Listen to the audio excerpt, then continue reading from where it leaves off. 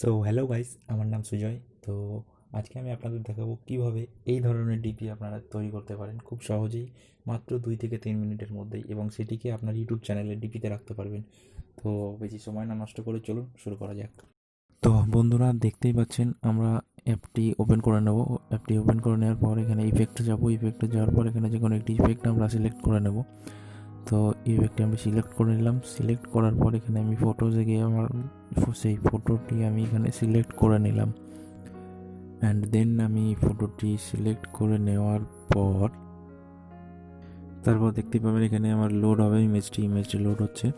এবং লোড হওয়ার পর এখানে আমাকে এটিকে ক্রপ করে নিতে হবে। ঠিকমতো ক্রপ করে নেওয়ার পর এখানে দেখতে পাবেন অটোমেটিক চলে আসবে। তারপর এটিকে অ্যাডজাস্ট করতে হবে ঠিকমতো। আর দেখে নিতে পারছেন আমি এখানে ইরেজ করে দিচ্ছি ইরেজ টুল থেকে। ইরেজ দিয়ে ভালো মতো ইরেজ করে দেওয়ার পর এখান থেকে এটিকে ওকে করতে আমি অন্য একটি ইফেক্ট ডাউনলোড করে নিলাম।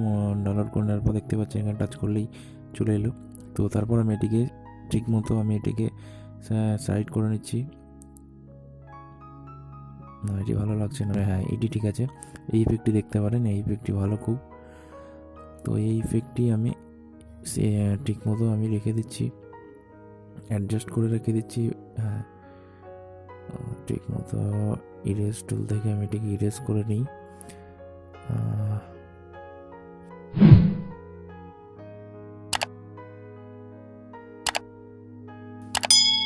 ইরেজ করে দেওয়ার পর এখানে আমি টিক করে দিলাম, ওকে করে দিলাম। তারপর এটিকে আমি সিলেক্ট করে নিলাম অ্যান্ড দেন আমি এটিকে আবার ঠিকমতো করে সাইজ করে রেখে দিলাম। তো বন্ধুরা, দেখতেই পাচ্ছেন এখানে আরও একটি ইফেক্ট রয়েছে, সেই ইফেক্টটি আমি এখানে সিলেক্ট করে নিচ্ছি। তো সেই ইফেক্টটি আমি সিলেক্ট করে নিলাম। দেখতে পাচ্ছেন এটি আরও ভালো ইফেক্ট। আর একটু নিচে নামিয়ে দেওয়ার পর এটিকে জুম করে নেবো আমি। দেখতেই পাচ্ছেন কত সুন্দর লাগছে এবং অ্যাট্রাকটিভ লাগছে। তো বন্ধুরা, আশা করি আপনাদের ভিডিওটি খুব ভালো লেগেছে। ভালো লাগলে অবশ্যই একটি লাইক এবং কমেন্ট করবেন এবং চ্যানেলটি সাবস্ক্রাইব করে দেবেন। ধন্যবাদ। দেখা হচ্ছে পরবর্তী টিউটোরিয়ালে।